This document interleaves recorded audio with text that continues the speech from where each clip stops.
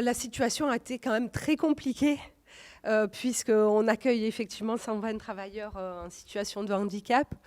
Donc, dès les annonces de mars par rapport au confinement, effectivement, tous les travailleurs sont restés à leur domicile.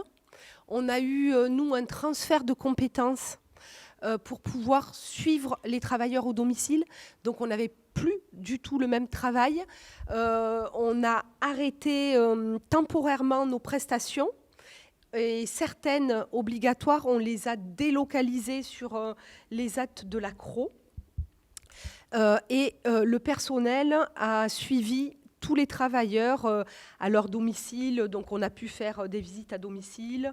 On a mis en place, pendant le confinement, des appels quotidiens aux travailleurs pour savoir comment ils allaient. On leur a donné des documents autour de la formation professionnelle. En tout cas, on a essayé de garder du lien.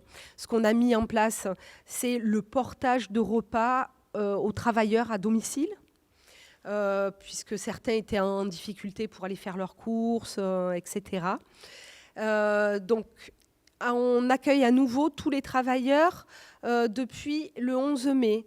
Donc, ça a été progressif entre le 11 mai et le mois de juillet, selon les prestations et les clients qui ont repris. On a repris petit à petit les activités, mais par groupe. Les plus fragiles sont restés chez eux. On essaie de fonctionner par groupe et de ne pas effectivement trop se croiser. Après, on forme et on a mis en place tous les gestes barrières, notamment le port du masque, la désinfection des mains, la désinfection des locaux, voilà, la distance sociale, etc., etc. Mais bon, bien évidemment, avec ce public, il faut les former au quotidien par rapport à ces gestes barrières.